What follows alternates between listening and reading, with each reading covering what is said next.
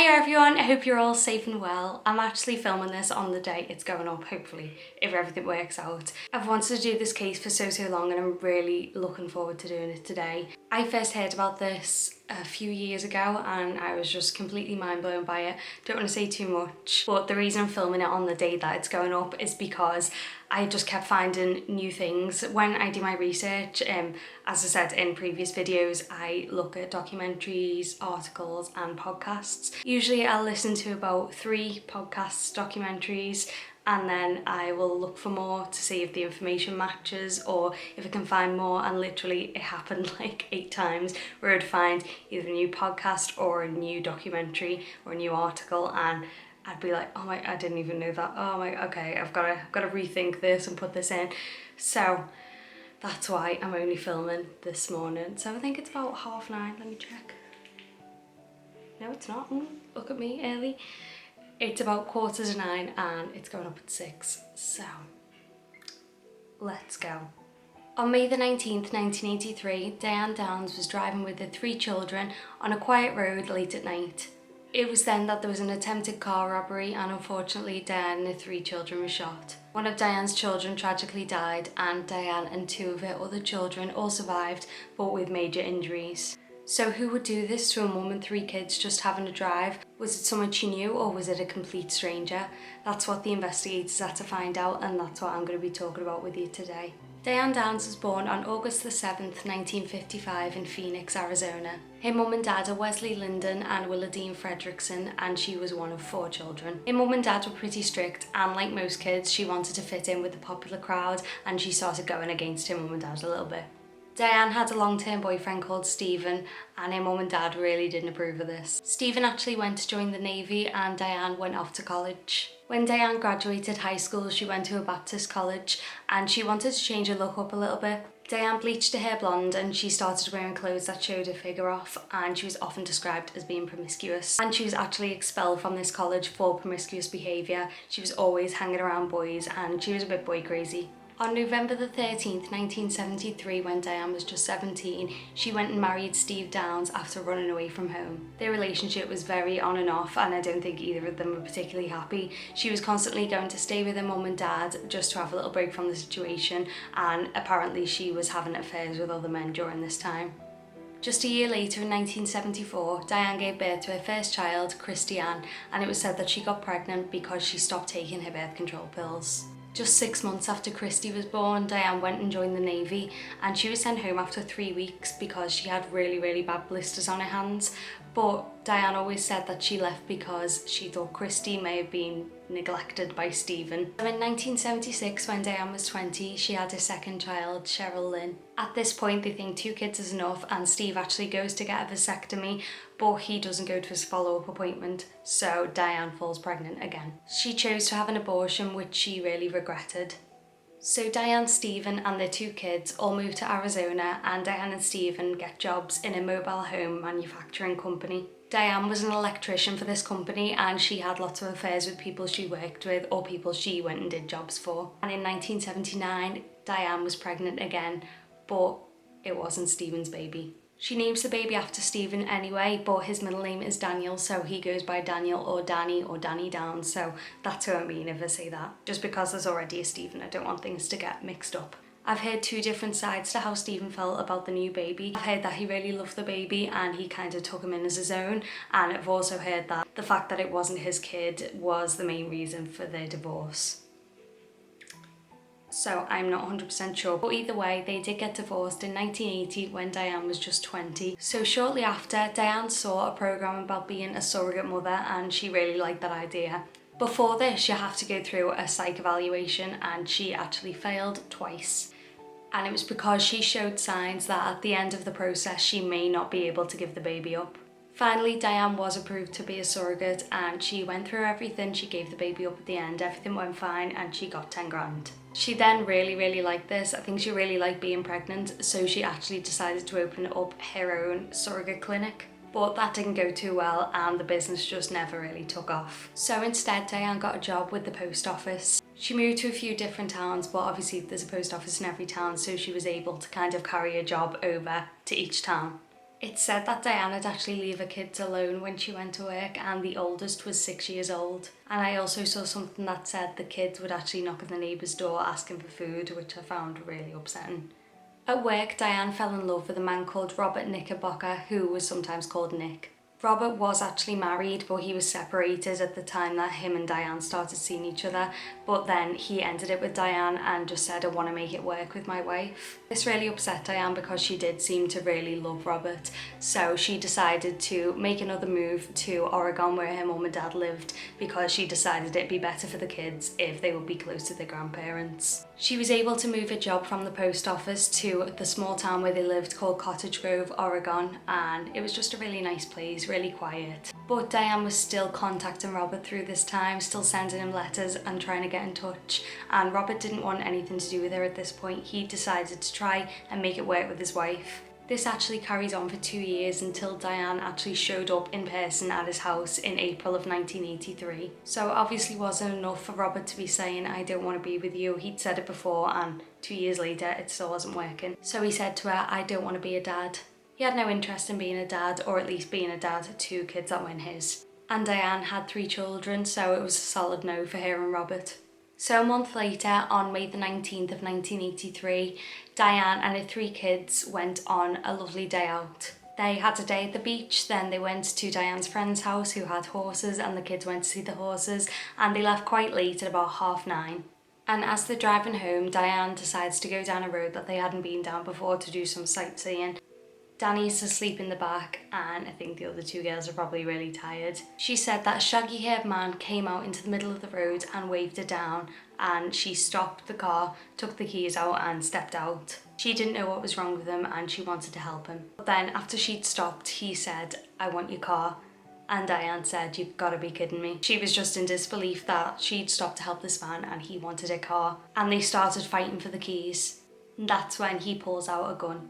He leaned into the car and he shot her 3 children and then shot her in the arm as she was trying to stop him. He fired at Diane twice and the shot actually broke her arm as well. So Diane needs to get this man away from the car. She pretends to throw the keys into the bushes and then she jumps back in the car and speeds to the hospital, which is about a 7-minute drive away. She said her daughter Christy was choking on her own blood all the way to the hospital and Danny was just sobbing in the back.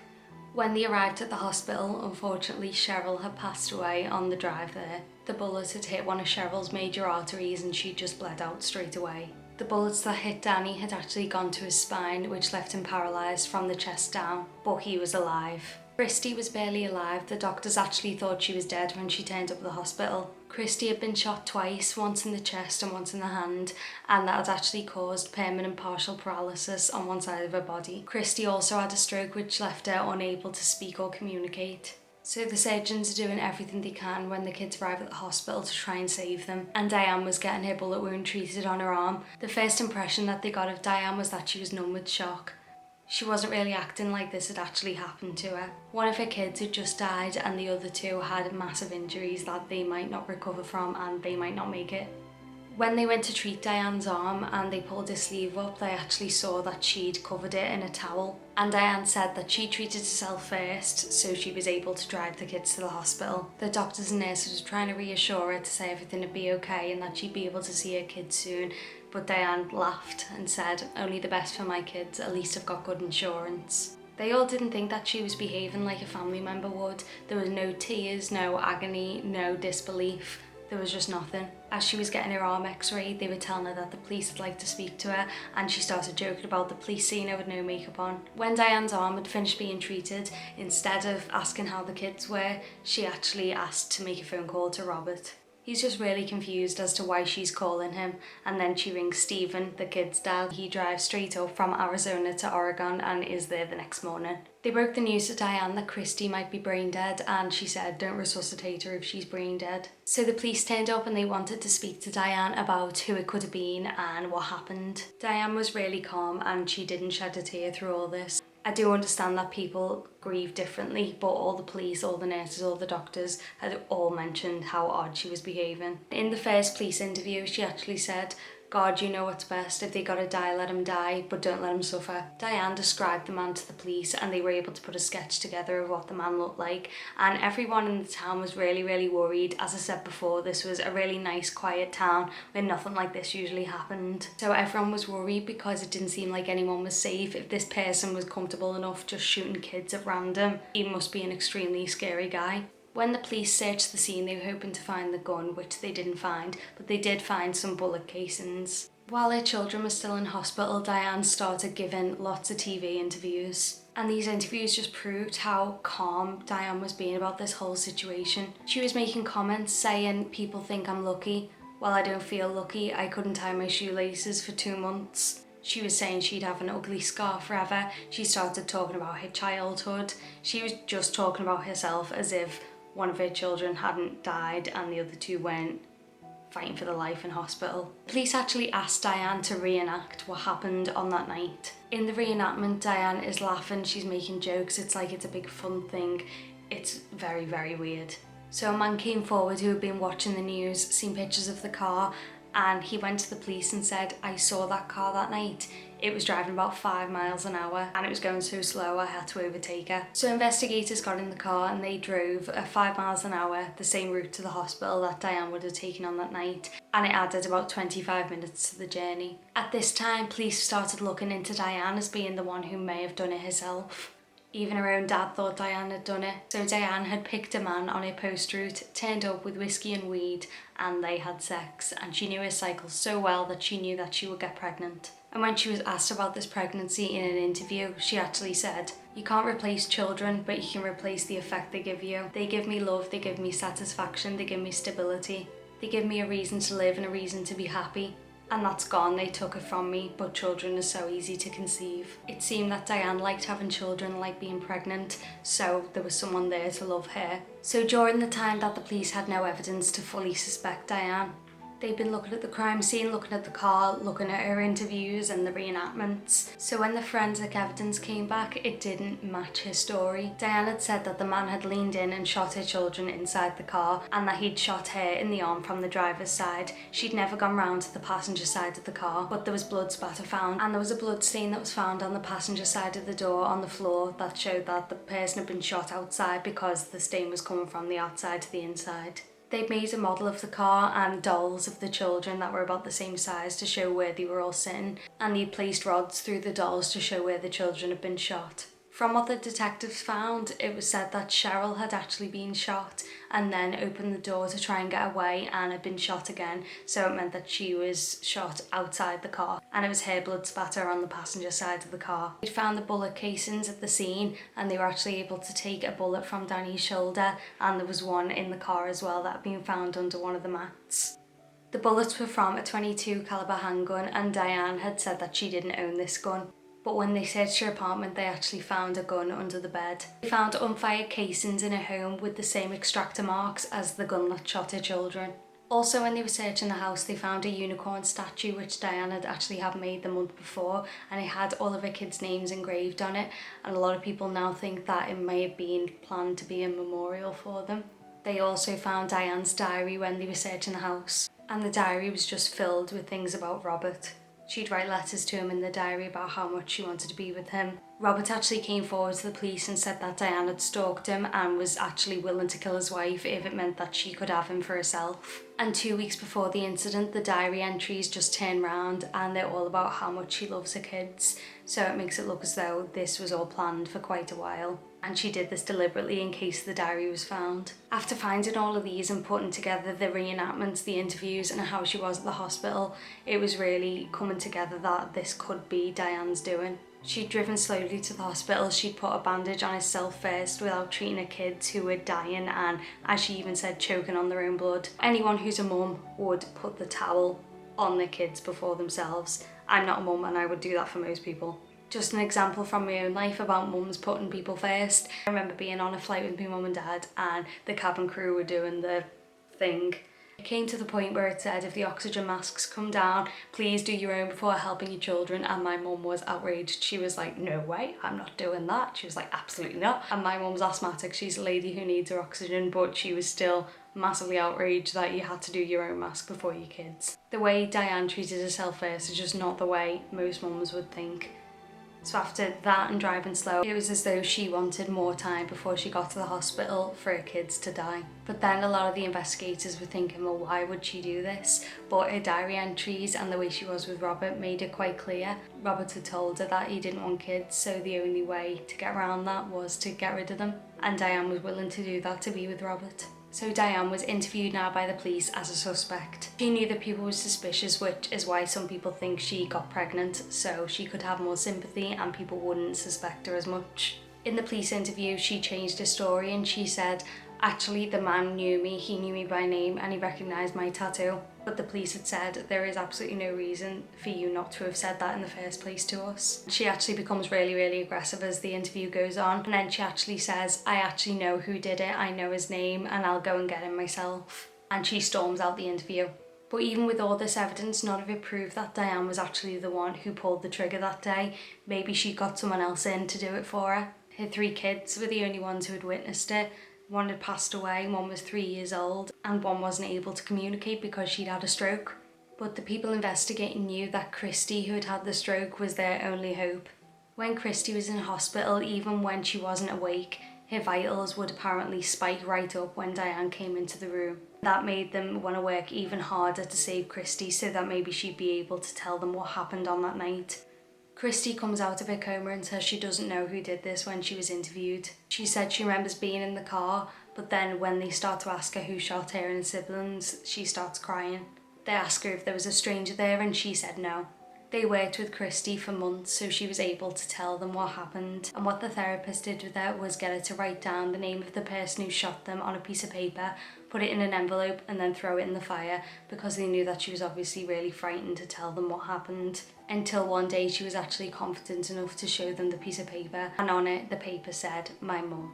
Because of this, Diane was arrested on February the 28th, 1984, 9 months after she'd shot her children. Diane's trial began in May of 1984. The model of the car and the dolls of the children were put in front of the jury to give them a better idea of what had happened. And Christy was actually confident enough to take the stand in court and testify. She was 9 years old. She said that her mum had stopped the car, gone into the boot to get something out, came back and shot them all. Christy said she remembers the song Hungry Like the Wolf by Duran Duran playing all the time that this was happening. And with Christy mentioning this, it put another hole in Diane's story. She said that she'd taken the keys out of the ignition to speak to the man, but the car that she had actually wasn't able to play music without the keys in the ignition. It proved that Diane's story was a complete lie about her throwing the keys in the bushes to try and get the man to run over to it and jump back in the car. She never took the keys out the ignition, she stopped it herself and shot her kids herself. They played the song in the courtroom and Diane was said to start dancing along and tapping her feet and clicking her fingers, and her attorney actually had to tell her to stop it. As Diane was pregnant, she was able to give birth between the verdict and the sentencing. The baby, named Amy Elizabeth, was actually adopted by another family and renamed Becky. Because of all the evidence and mainly because of Christy taking the stand, Diane was sentenced to life plus 50 years on June the 17th, 1984. She was charged with 1 count of murder and 2 counts each of attempted murder and criminal assault. The judge said that she had to serve at least 25 years before she would be considered for parole, but he made it very clear that he never wanted her to be let out. When Diane got to prison and was analysed again by a psychologist, she was diagnosed with narcissistic, histrionic, and antisocial personality disorders. And only 3 years into her sentence, Diane actually managed to escape prison. On July the 11th, 1987, she escaped. She was recaptured on July the 21st in the home of another inmate's husband. She got 5 years added onto her sentence for escaping.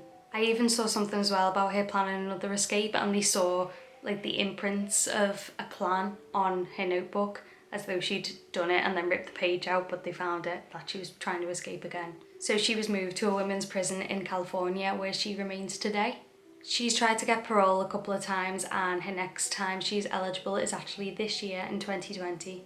But his story is apparently constantly changing in prison. She said it was 2 men, she said it was 1 man, she said that it was a whole conspiracy against her. She apparently just keeps constantly changing the story, and she thinks that this is all a big thing against her. And Becky, the baby that she gave up before her sentencing, actually wrote to her in prison. She just wanted to reach out to her to see what kind of person she was. She just got back a lot of stories about this all being a conspiracy, and she didn't get much from it. So that's the story of Diane Downs. I can't believe what happened. I feel so sorry for everything that happened to those poor kids. I think it's amazing that Christy actually took the stand, because without that, or if Christy had said it was someone else, I think Diane might not be in prison today. I find it really strange that someone can do, well, any of the cases that I speak about, but especially to your own kids. I really don't understand it. It really baffles me that people like that exist. I just don't know how people can take lives so